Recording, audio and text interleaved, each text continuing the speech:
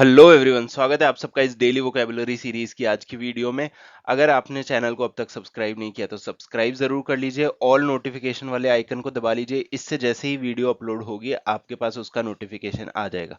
इस चैनल पे daily vocabulary की वीडियोस तो मैं बनाता ही हूँ। उसके अलावा आपको और भी ग्रामर रिलेटेड वीडियोस मिलेगी जो कि यूजफुल है सभी एग्जाम्स के लिए। तो उसको जरूर आप चेक करिए एक बार। आपको कंटेंट अच्छा लगे तो आप फीडबैक भी दे सकते हैं और उसे लाइक और शेयर भी कर सकते हैं। बाकी चलिए फटाफट स्टार्ट करते हैं अपनी इस आज की वीडियो को।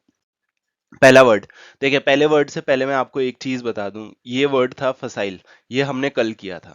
ठीक, तो ये मुझे आज फिर से न्यूज़पेपर में दिख गया था तो इसलिए मैंने इसको फिर से रखा है सो दैट एक तरह से हमारा ना रिवीजन हो जाए।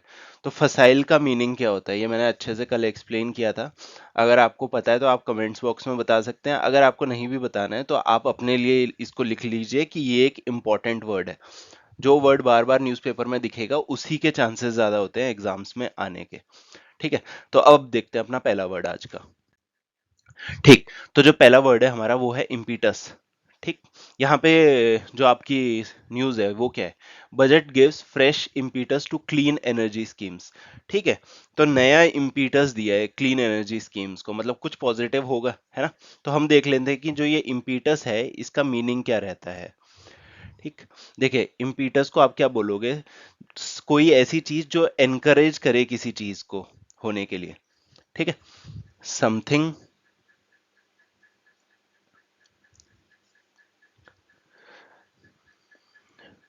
दैट एनकरेजेस, कोई ऐसी चीज जो किसी चीज को एनकरेज करे। Something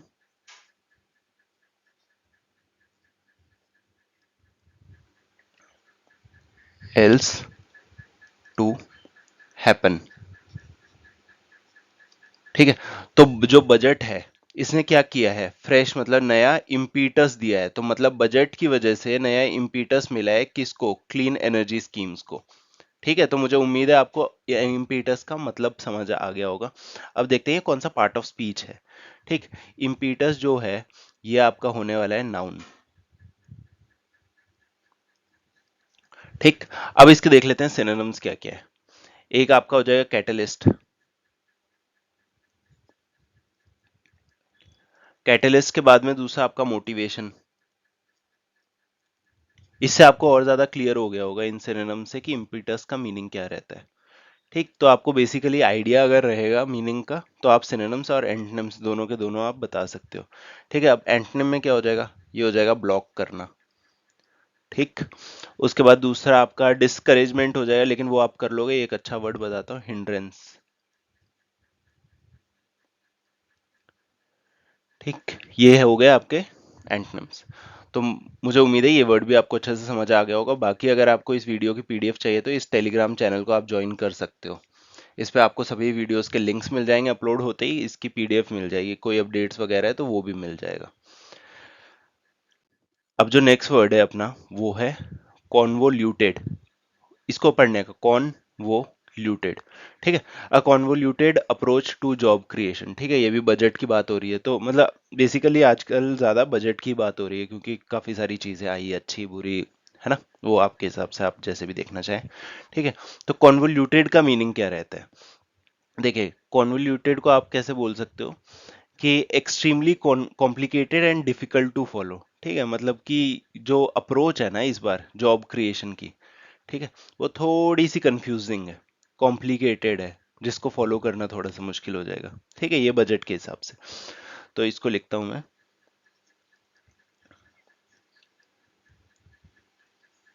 extremely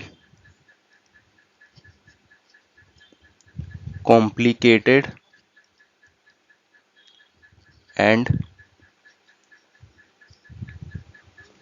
difficult to follow.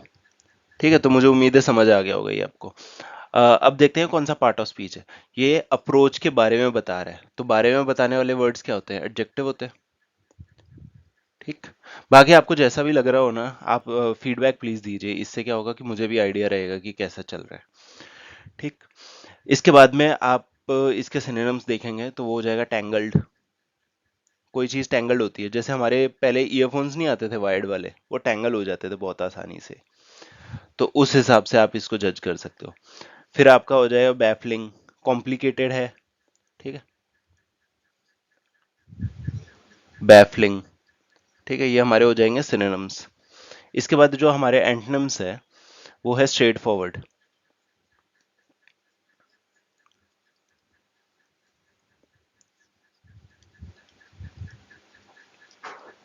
Straight forward हो गया, डायरेक्ट, सिंपल, है ना, ये सारे हो जाएंगे antonyms.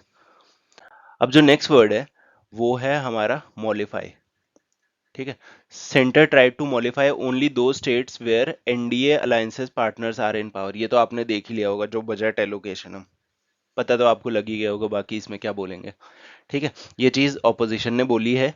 State needed special package, but ये किसकी बात हो रही है, राजस्थान की, ठीक है।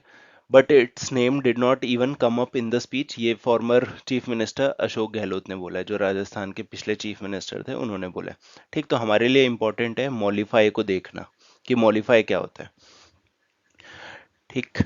तो मॉलिफाई क्या होगा, to make somebody feel less angry और upset, to make somebody feel less angry और अपसेट, ठीक है। यहाँ पे किसकी बात हो रही है कि उन स्टेट्स की जहां पे एनडीए पावर में है, ठीक है। उन स्टेट्स को बुरा ना लगे, उन स्टेट को अपीज करने के लिए, उन स्टेट्स को खुश रखने के लिए, क्योंकि अगर उन्होंने अपनी सपोर्ट वापस ले ली तो गवर्नमेंट अभी के अभी गिर जाएगी, ठीक है। तो उनको मॉडिफाई करने की कोशिश की है किसने, सेंटर ने। ये वर्ड तो समझ आ गया होगा, बहुत ही आसान था। अब ये कौन सा पार्ट ऑफ स्पीच रहने वाला है, कुछ काम किया है ना, मॉडिफाई किया है, तो किए हुए को क्या बोलते हैं, वर्ब। अब ये कौन से इसके सिनोनिम्स क्या क्या हो जाएंगे, एक तो आपका हो जाएगा पैसिफाई, ठीक। उसके बाद में एक सूद हो जाएगा, काम हो जाएगा, कंपोज, ठीक। ये हमारे सिनोनिम्स हो गए। इसके बाद में इसके एंटोनिम्स देखते हैं। एक हो जाएगा अग्रवेट, एग्रवेट भी बोल सकते हो आप इसको, ठीक। एग्रवेट हो गया। एजिटेट, एजिटेशन सुना होगा बहुत ज्यादा, ठीक। ये हमारे एंटोनिम्स हो जाएंगे। अब जो नेक्स्ट वर्ड है अपना वो है बिगोट्री। तो यहाँ पे क्या है, Faizan's death a hate crime, unlawful actions of police driven by religious bigotry, sorry bigotry. तो ये जो बिगोट्री है इसका मीनिंग क्या होता है, देखिए बिगोट्री को आपने बहुत जगह सुना होगा कि रिलीजियस बातें होती है, या फिर मतलब जहाँ पे रिलीजन इन्वॉल्व होता है ना, वहाँ पे इनटॉलरेंस ज्यादा यूज होता है वर्ड, है ना। अब है नहीं है वो अलग चीज है, सब अपने पॉलिटिकल इंटरेस्ट के हिसाब से ये चीजें बोल देते हैं। तो यहाँ पे बिगोट्री का आपका मीनिंग सिंपल हो जाएगा, इनटॉलरेंस, जहाँ पे आप चीजें टॉलरेट नहीं कर पाते, है ना, कि आपके अगेंस्ट कुछ भी बोला जाए तो इनटॉलरेंस हो जाता है। ये गलत हो गया, ये एल होगा, ये टी होगा, ठीक है, इनटॉलरेंस। अब इसके सिनोनिम्स क्या होंगे, देखिए एक तो इनटॉलरेंस खुद भी हो सकता है, ठीक है। दूसरा आपका इनजस्टिस, इनजस्टिस के बाद में आपका हो जाएगा अनफेयरनेस, ठीक। ये हो गए इसके सिनोनिम्स। अब एंटोनिम्स क्या क्या है, एक इसका उल्टा, फेयरनेस, फेयरनेस के बाद दूसरा हो जाएगा टॉलरेंस,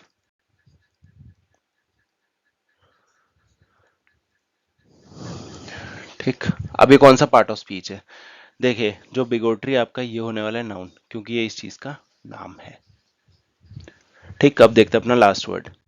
तो जो लास्ट वर्ड है हमारा वो है पियन, ठीक है। No line of poetry in a paean to political pragmatism. Pragmatism बहुत ही अच्छा वर्ड है, बहुत ही इंपॉर्टेंट वर्ड है, ठीक। इसको मैंने पहले करवाया हुआ है, बट मैं आपको बता देता हूँ। एक ना प्रैक्टिकल अप्रोच है ना, सिर्फ बेस्ड ऑन थिंकिंग या थियोरेटिकल चीजें नहीं, जो प्रैक्टिकल अप्रोच लेके चलते हैं ना उसको प्रैग्मेटिज्म बोलते हैं, ठीक। लेकिन इसमें मुझे ये ज्यादा इंपॉर्टेंट वर्ड, मतलब इंपॉर्टेंट नहीं, कुछ नया वर्ड लगा, ठीक है। लेकिन प्रैग्मेटिज्म को आप देखना जरूर, ठीक है, मैंने एक्सप्लेन कर दिया है, इसको देख लेना अच्छे से, ये आएगा एग्जाम में। ठीक है, तो ये जो पीएन है इसका मीनिंग हम देख लेते हैं। देखिए पीएन क्या हो जाएगा, a song of praise.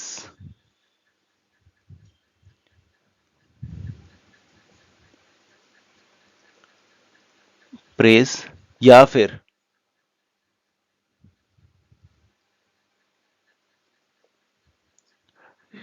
Triumph. ठीक है, मतलब कि कोई लाइन पोएट्री की नहीं है पीएन जो कि पॉलिटिकल प्रैग्मेटिज्म में है, मतलब कि कोई प्रेज की बात नहीं है या फिर ट्रायम्फ की बात नहीं है। ठीक है, तो इसके कौन से सिनोनिम्स रहने वाले हैं, एक आपका हो जाएगा यूलॉजी। ठीक है, बहुत ही बढ़िया वर्ड है ये, लेकिन आने के चांसेस थोड़े कम लगते हैं। ठीक है, ट्रिब्यूट, ये सिनोनिम है। अब इसके एंटोनिम्स क्या क्या है, इंडिक्टमेंट,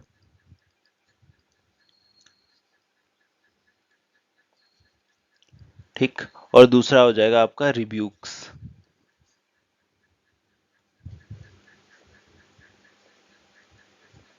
ये हो जाएंगे हमारे एंटोनिम्स। अब इसका कौन सा पार्ट ऑफ स्पीच रहने वाला है पीएन, ये आपका रहेगा नाउन।